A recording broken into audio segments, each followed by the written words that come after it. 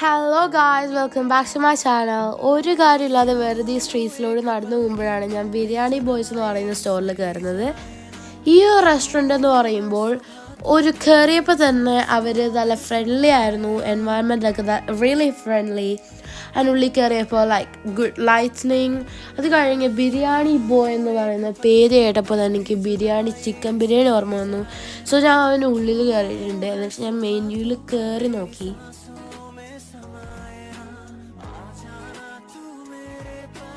First തന്നെ ഇതിനകത്തുള്ള എല്ലാ ബിരിയാണി കണ്ടിട്ട് എനിക്ക് ഭയങ്കര സന്തോഷമായിരുന്നു. ഒരുപാട് ചൂസ് ചെയ്യാനുണ്ടായിരുന്നു. അത് മാത്രമല്ല, ഇവിടുത്തെ നല്ല സെറ്റപ്പൊക്കെ വളരെ ക്ലീനും നീറ്റും ക്ലിയർ ആയിട്ടുള്ള സ്ഥലം തന്നെയാണ്. ഇരിക്കാൻ തോന്നും, നല്ലതാണ്.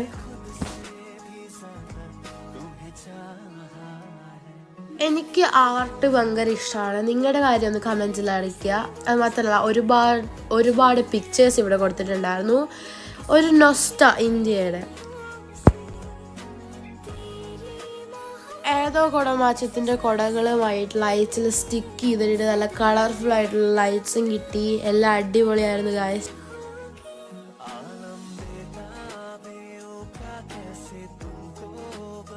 പിന്നെ നിങ്ങൾ അവിടുത്തെ ഉള്ള ഡ്രിങ്ക്സിൻ്റെ ഒരു മെനു നിങ്ങളെ കാണിച്ചു തരാണ്. ഒരുപാട് ഡ്രിങ്ക്സ് ഒന്നും ഇല്ല, പക്ഷെ ഒരുപാട് ഡ്രിങ്ക്സ് ഉണ്ട്.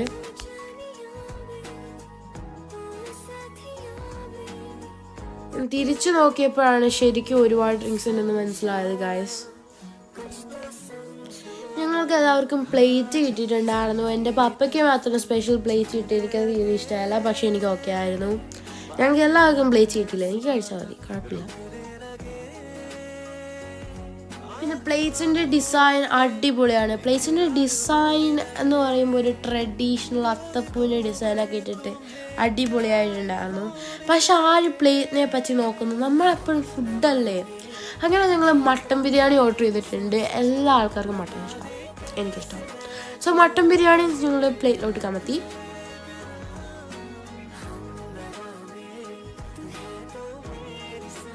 നല്ല ജ്യൂസി ആയിട്ടുള്ള മട്ടൻ പീസും കുറച്ചെടുത്ത് നല്ല ചൂട് ചോറും എരിവുള്ള മസാലയും കൂടെ കുഴച്ചെടുത്തൊന്ന് വായ വെച്ചിട്ടുണ്ടല്ലോ, എനിക്കത് മതി.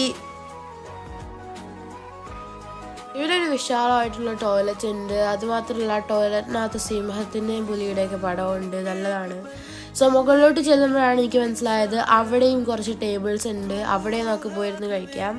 തൽക്കാലത്തേക്ക് ഞങ്ങൾ താഴെ ഇരിക്കുകയാണ്, നല്ല വിശപ്പുണ്ടായിരുന്നു, അതുകൊണ്ടാണ്.